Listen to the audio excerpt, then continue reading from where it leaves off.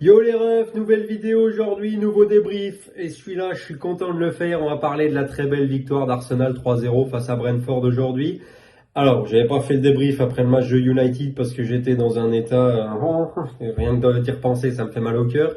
Mais voilà, on va faire le débrief de ce match-là. Alors, je vais faire le débrief en trois temps. Premièrement, je vais vous parler de la composition d'équipe, de mise en place par Arteta, des choix tactiques et au niveau des joueurs.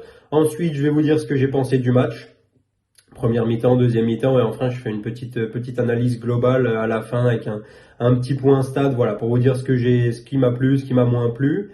Donc on commence tout de suite avec la composition d'équipe. Composition d'équipe, schéma classique. Je vais l'afficher juste au-dessus là pour que vous puissiez voir. Mais schéma classique mis en place par Arteta, le même 4-2-3-1 depuis le début de saison. À noter quand même l'absence de Zinchenko et de Martino Odegaard dans le groupe, tous deux blessés, touchés à l'entraînement cette semaine. Pour Zinchenko, il a été logiquement remplacé par Kieran Tierney couloir gauche.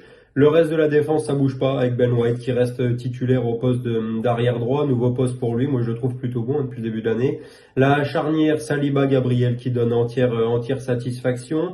Le retour aussi, surtout à noter, important de Thomas Partey au milieu de terrain, retour qui a fait beaucoup de bien. On en parlera un peu plus tard, mais vraiment c'était un retour attendu. Il a beaucoup manqué depuis que s'était blessé, surtout face à United, clairement.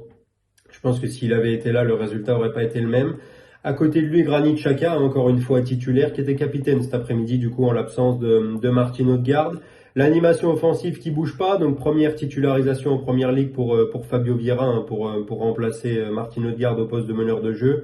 Et le reste, ça bouge pas. Sur les côtés, Martinelli à gauche et Saka à droite. Et puis Gabriel Jesus, une nouvelle fois titulaire en pointe, lui qui vient d'être élu meilleur joueur de première ligue pour le mois d'août. Donc voilà pour la composition d'équipe. Et maintenant, on parle tout de suite, je vais vous parler de la rencontre. Allez, c'est parti. Maintenant, on va parler du match. Du coup, pour première mi-temps, alors j'ai trouvé qu'Arsenal avait un petit peu de mal à rentrer dans la rencontre. Les 7-8 premières minutes, elles étaient clairement pas ouf, avec des pertes de balles un peu débiles, des contrôles, des passes mal assurées. Après, au bout de 10 minutes de jeu, voilà, ça a commencé à se mettre en place gentiment. On a vite vu que la physionomie du match, ça allait être Arsenal qui garde le ballon et qui essaye de faire le jeu, et Brentford qui garde un bloc bas et qui essaye de procéder en contre. C'est un peu ce qu'ils font habituellement. Ils mettent beaucoup de buts avec des longs ballons vers Tony et Mbeumo en profondeur. Mais voilà, c'était clairement comme ça que la rencontre elle se dessinait.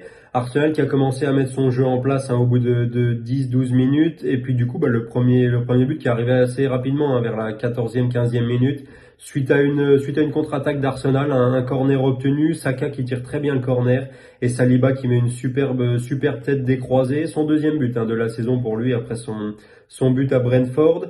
Une fois qu'Arsenal a marqué, voilà, on a clairement senti qu'ils allaient dominer la rencontre. Brentford a eu beaucoup de mal à ressortir de son camp. Quand ils arrivaient à passer le milieu de terrain, ils arrivaient difficilement à enchaîner 3-4 passes dans le camp des Gunners. Il y a eu un très gros rythme mis au milieu de terrain, que ce soit physiquement et avec le ballon.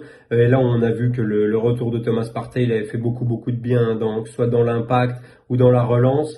Arsenal qui a mis un très gros impact physique dans les duels, qui était présent sur tous les deuxièmes ballons. J'ai pas le souvenir d'avoir vu un deuxième ballon gagné par Brentford en première mi-temps. Du coup, le deuxième but est arrivé rapidement aussi avant la 30e minute de jeu, je crois 27-28 minutes à peu près par là, avec une très belle action collective.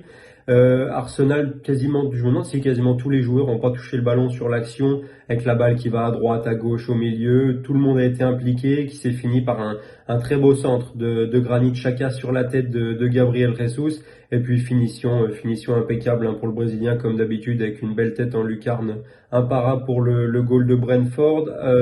Arsenal qui a maîtrisé, franchement.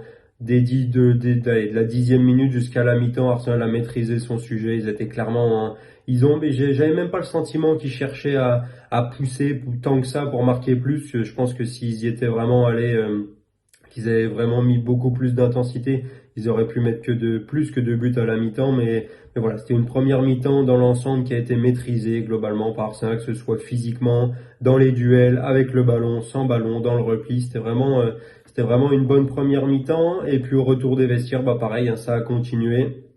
avec le troisième but qui arrivait très très vite, hein, puisque Fabio Vieira d'une superbe frappe, il a quand même mis, non, il a vraiment mis un très beau but. Premier but en première ligue pour lui, hein, du coup, une superbe frappe de 20-25 mètres, poteau rentrant, du pied gauche, pareil, un para pour le gardien de Brentford qui a pas bougé sur sa ligne. Bon bah voilà, quand t'es Brentford, que t'es mené 2-0 à la mi-temps, tu rentres, t'essayes de te motiver, puis 3 minutes après le retour des vestiaires, tu prends un but comme ça, clairement ça coupe les pattes, hein. Donc voilà, Arsenal, bon, on sentait déjà pas que Brentford était dangereux après les deux premiers, mais là c'était clairement le but de trop pour Brentford. Arsenal qui a tranquillement géré cette deuxième mi-temps. Ils auraient pu en mettre plus, hein, parce qu'en deuxième mi-temps ils ont eu deux trois bonnes situations avec notamment Gabriel Jesus qui loupe un face-à-face face au gardien de Brentford suite à une belle déviation de Granit Xhaka. Et pareil, un beau mouvement côté droit entre Ben White, Saka, Fabio Vieira, qui s'est fini par une belle frappe de Bukayo Saka. Pareil, le gardien a fait un bel arrêt. Mais voilà, dans l'ensemble, la deuxième mi-temps, elle a clairement été maîtrisée par Arsenal. Alors Brentford s'est réveillé, bon, très tard, hein, 75e, 80e, je crois ils ont eu leur première vraie occasion. Ramsdale a fait un bel arrêt d'ailleurs. Je pense que c'était important de faire un clean sheet et de pas encaisser de but. Mais voilà, la performance, enfin, le match a clairement été dominé dans l'ensemble de A à Z par Arsenal. D'ailleurs, petit point stade, je vais vous afficher les stats, je crois juste là ou là. 65% de possession sur l'ensemble du match par Arsenal, c'est clairement, voilà, ça montre bien la supériorité de l'équipe d'Arteta. 13 frappes à 6. Sur les 6 frappes de Brentford, il n'y en a clairement pas beaucoup qui ont été dangereuses, hein. D'ailleurs, je sais même pas s'ils ont fait une frappe cadrée en première mi-temps. Donc voilà, c'était clairement un match maîtrisé dans l'ensemble par Arsenal, très bien maîtrisé de A à Z, pas d'affolement. Défensivement, c'était serein, je trouve la charnière Saliba-Gabriel au top. Saliba qui, en plus de son but, a encore fait un super match, hein, parce que c'était quand même un client, hein, qu'il avait en face, hein. Ivan Toney, c'est pas n'importe qui.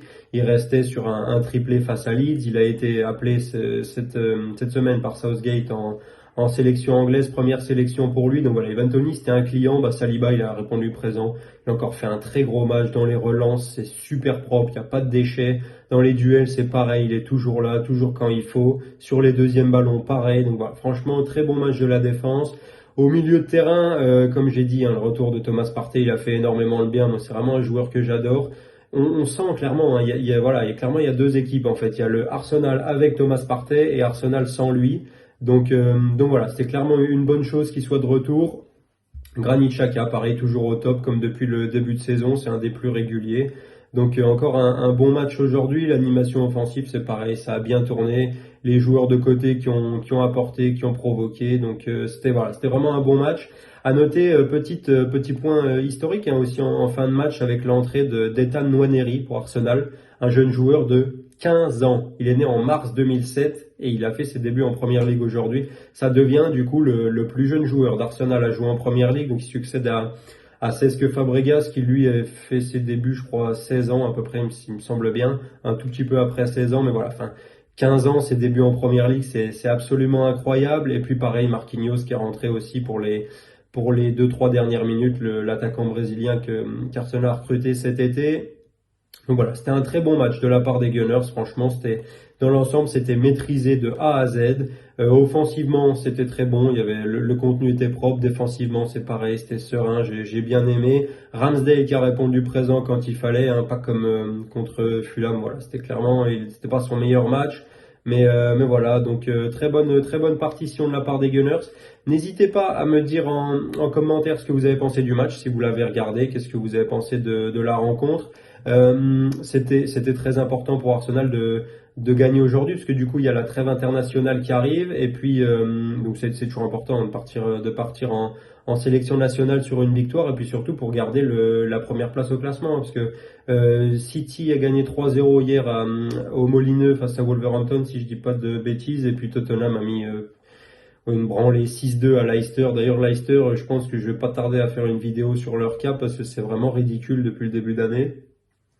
Donc voilà, c'était important pour Arsenal de conserver cette première place au classement avant la trêve, surtout qu'au retour de la trêve, il y a un très gros calendrier, hein, qui attend les joueurs d'Arteta. Je crois que le premier match, c'est la réception de Tottenham.